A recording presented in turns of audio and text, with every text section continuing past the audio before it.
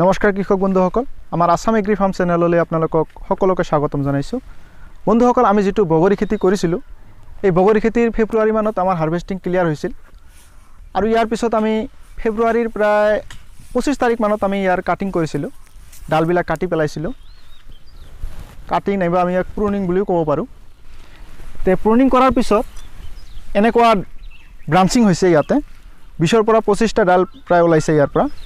কিন্তু এই 20-25টা ডাল যদি আমি ইয়াতে ৰাখি দিওঁ, ইয়াৰ ফলনটো ভাল নহ'ব, জপহা সদৃশ গছ হ'ব আৰু ইয়াৰ পৰা ফলবিলাক বেছি ভাল নহ'ব, মানে ড্ৰপিং হৈ যাব, ফ্লাৱাৰ ড্ৰপিং নাইবা বিভিন্ন ধৰণৰ সমস্যা হ'ব। ইয়াতে ঔষধ স্প্ৰে কৰাত নাইবা বিভিন্ন ধৰণৰ কীটনাশক দিয়াত ইয়াতে অসুবিধা হ'ব আৰু ফলনো বহুত কমি যাব।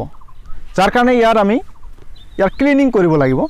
কাৰণ ইয়াতে যদি আমি 3-4টা এনেকুৱা ডাল ৰাখিব পাৰোঁ, ভালকৈ ইয়াতে ৰ'দ পাব, বতাহ পাব, যাৰ কাৰণে ফলবিলাক ভাল হ'ব, দেখাত ধুনীয়া হ'ব।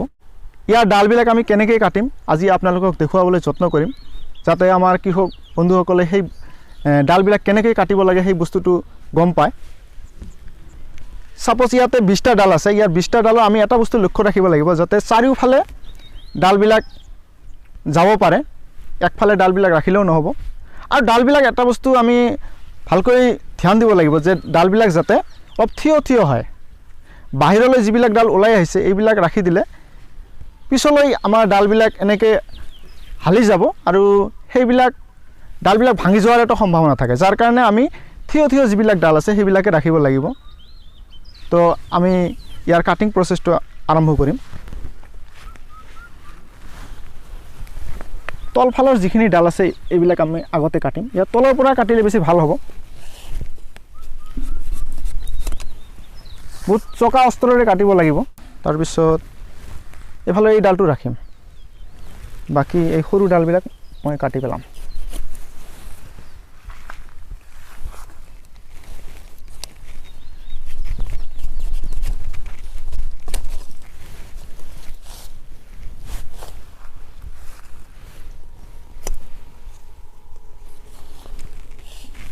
এই সৰু ডালবিলাক গোটেইখিনি কাটি পেলাব লাগিব।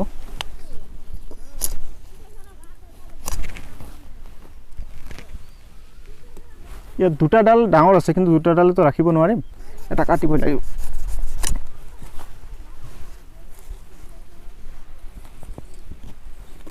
এই 2টা কাটিম।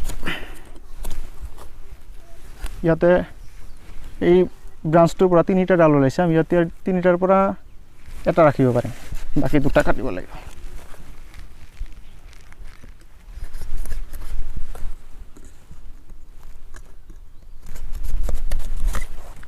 একেবাৰে গুৰিত কাটিব লাগিব, যাতে আৰু নতুনকৈ ইয়াৰ পৰা ব্ৰাঞ্চ ওলাব নোৱাৰে। ইয়াত 2টা আছে, সৰু যিটো আছে সেইটোৱে কাটিম। ইয়াতে 2টা আছে, এইটো কাটিম।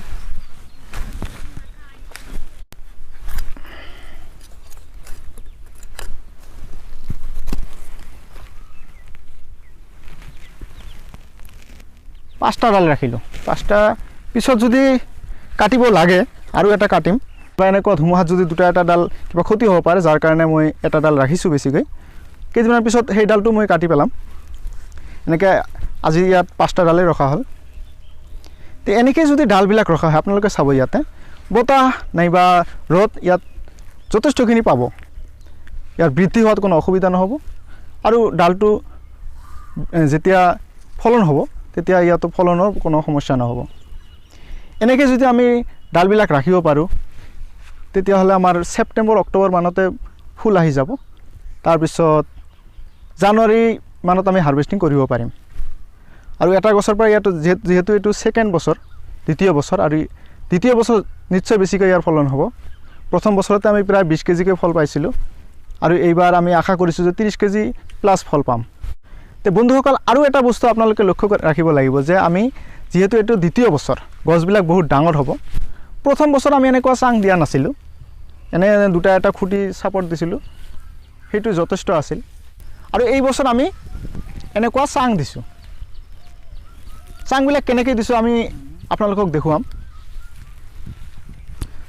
ধৰক এইটো গছ, এই গছৰ চাৰিও সাইডত মানে এটা এটা খুঁটি থাকিব মানে চাৰিটা গছৰ মাজত এটাকৈ খুঁটি থাকিব এনেকৈ চাৰি সাইডৰ পৰা যেতিয়া এনেকুৱা প্লাষ্টিকৰ নাইলনৰ যেতিয়া ৰছীবিলাক টানি দিয়া হ'ব আৰু মাজে মাজে এনেকৈ দুটাকৈ টানি দিয়া হ'ব খুঁটা আৰু সিফালৰ পৰা দুটা টানি দিয়া হ'ব মানে ইয়াতে এটা স্কোৱাৰ সদৃশ আকৃতি হ'ব এনেকৈ দুটা স্কোৱাৰ হ'ব আৰু ইয়াতে আমি ডালবিলাক লাহেকৈ পেলাই দিম যাতে ডালবিলাক হালি যাব নোৱাৰে বেছিকৈ আমি তলফালেদি এনে খোজ কাঢ়িব পাৰোঁ নাইবা ঔষধ দিয়াত কীটনাশক স্প্ৰে কৰাত সাৰ দিয়াত কোনো অসুবিধা নহয় নাইবা ইয়াৰ যেতিয়া হাৰ্ভেষ্টিং কৰিম সেই সময়তে যাতে কোনো অসুবিধা নহয় এনেকুৱাকৈ আমি ইয়াৰ চাংবিলাক সাজিছোঁ বন্ধুসকল এনেকুৱা মই 6 বিঘামান এইবাৰ যোৱা বছৰ 4 বিঘা আছিল এইবাৰ আৰু 2 বিঘা বঢ়াই দি 6 বিঘা মই এনেকুৱা বগৰী খেতি কৰিছোঁ আৰু ভাবিছোঁ যে প্ৰত্যেক মাহতে নাইবা সপ্তাহত এনেকুৱা মই এটা যেতিয়া প্ৰয়োজন হয় মই এনেকুৱা এটা ভিডিঅ' বনাই থাকিম